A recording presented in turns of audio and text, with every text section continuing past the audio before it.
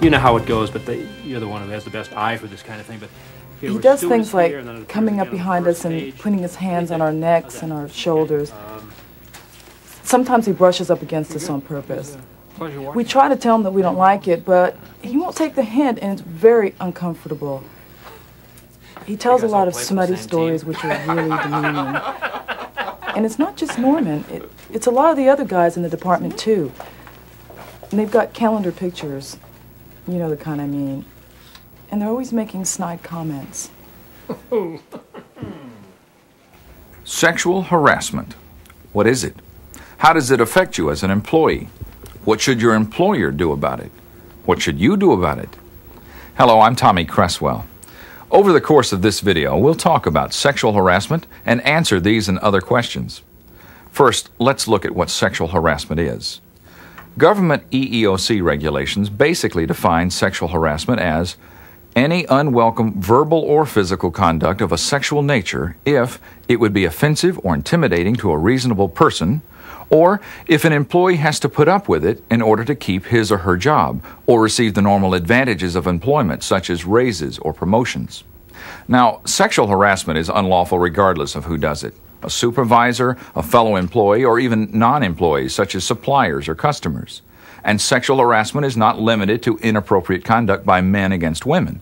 Females can be guilty of sexual harassment against males or against other females, just as males can be guilty of sexual harassment against other males. Now let's look at some examples of harassment. Yeah, I don't know how I would have gotten through that project without you. Well, thank you, Norman. With the department expanding, I'm going to need an assistant manager. Well, you know I would love the job. It's got to be somebody that I can trust, somebody I can talk with. I think one of the reasons the project was so successful is that you and I work so well together. Yes, Norman, One of the most blatant forms of sexual harassment occurs when a supervisor asks an employee for a date or to have sexual relations, and hints that if the employee does this, his or her job benefits will be enhanced. In this case, the employee rebuffs the supervisor, insisting that their relationship remain professional, and the supervisor retaliates with a vengeance. Great report, Mark. I like the way you clarified the schedule changes and their effect on the bottom line. The old man likes that. Now, Stacy, your latest quarterly report, well, you know, you could learn something from Mark. It's too emotional. It lacks clarity. You're relying too much on intuition. And I can't understand your conclusions. Frankly, I'd like you to do it over again, please.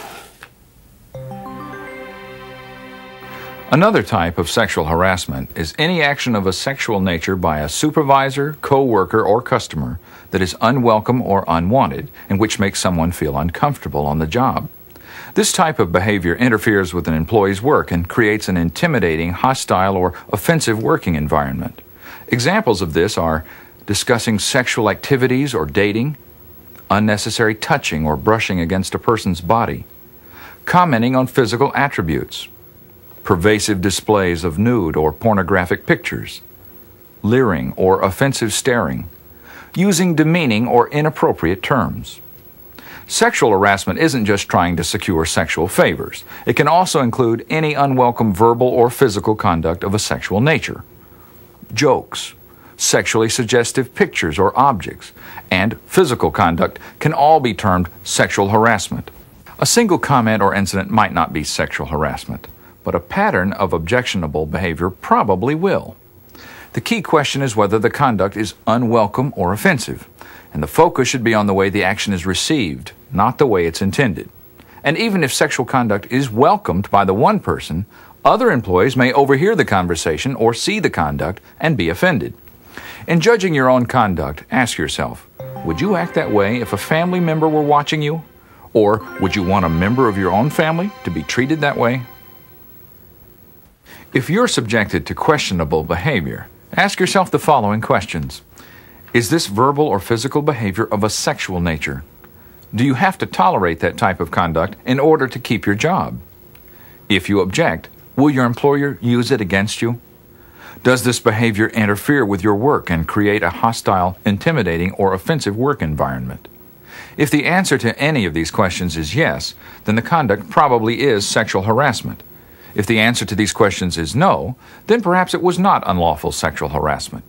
The bottom line is that if a reasonable person thinks the conduct is offensive, it probably is sexual harassment and is prohibited by your employer's anti-harassment policy.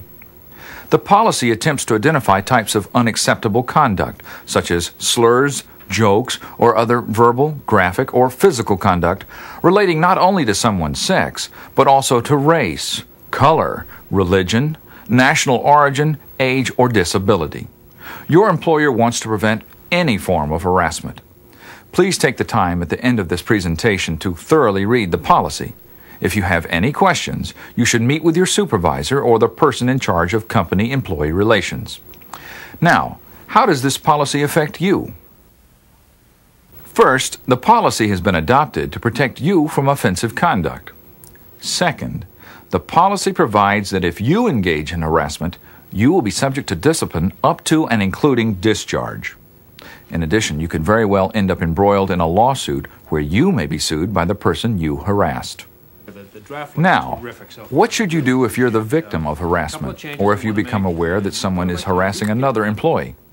You can simply inform the person who is engaging in that behavior that you find their conduct objectionable and ask them to stop. Remember, it's best to confront the person immediately or soon after the offense. In many cases, the harasser doesn't even realize their conduct is offensive and they'll immediately stop. In other cases, the harasser will stop because of a fear of discipline.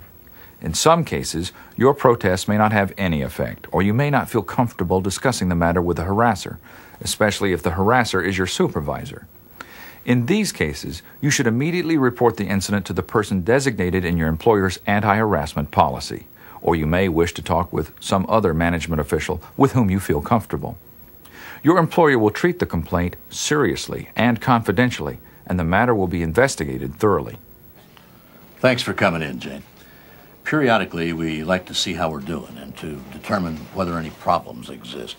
For example, how do you like working for Norman Strasser? Well, I don't want to say anything bad about him. Jane, whatever you tell me will remain as confidential as possible. Now, I understand that you may not be comfortable talking about Mr. Strasser because he's your supervisor, but the company takes a strong position against retaliation in these matters. Well, to be perfectly honest, Mr. Strasser comes on to the women in our department. Investigations usually include interviews with the complaining employee and the alleged harasser. It may also include interviews with other employees and a review of records. After investigating the complaint, if your employer determines that sexual harassment has occurred, appropriate action will be taken to ensure that the conduct doesn't happen again. Norm, your actions are a serious violation of company policy. However, since this is your first offense, rather than discharge you, we are issuing this letter of reprimand, which will be placed in your personnel file. It documents that we investigated a sexual harassment complaint against you and found that you engaged in unwelcome verbal and physical contact with subordinate female employees. Any repetition of this will result in disciplinary action up to and including discharge. Now, I'm going to speak with the employees who complained and explain that we found a violation and that appropriate disciplinary action has been taken. If you retaliate against anyone who participated in this investigation, you'll be fired.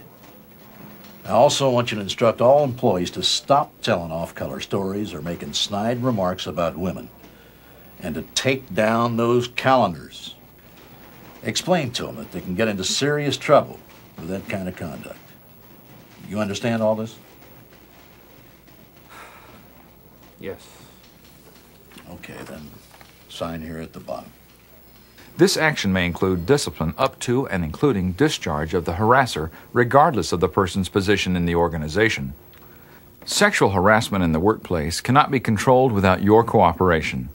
Unless your employer has knowledge of harassing behavior, nothing can be done to rectify the situation. Remember, by reporting sexual harassment, you not only protect yourself, you also create a more desirable workplace for everyone. Some people may hesitate to report sexual harassment or other kinds of harassment because they fear for their jobs. To prevent this, the anti-harassment policy has included a provision which says that no employee will be disciplined or retaliated against for complaining about unlawful harassment. Remember, the policy also forbids any form of harassment because of race, age, religion, national origin, or disability. Now, let's review. Sexual conduct of any nature which someone finds offensive may be sexual harassment. Conduct which demeans or injures another because of race, age, national origin, or disability also constitutes harassment and is unlawful. Anyone who engages in this conduct will be subject to disciplinary action. If you're the victim of, or if you see any unlawful harassment, simply tell the harasser that you find the conduct offensive. You should, in any event, notify the appropriate individual within your employer's organization of the conduct. This will give your employer the opportunity to take any action necessary to protect you and other employees. It all boils down to common sense. Your employer's anti-harassment policy doesn't try to tell you how to lead your private life, and it doesn't forbid the telling of jokes as long as the jokes are enjoyed by all who hear them. If you think someone's likely to be offended by your conduct, don't do it. Refrain from telling that questionable joke or putting a suggestive calendar up on the wall. If you're exposed to conduct that offends you, respond in a professional manner. If it doesn't stop, let your employer know about the offensive behavior. Remember, by reporting sexual harassment, you not only protect yourself, you also create a more desirable workplace for everyone.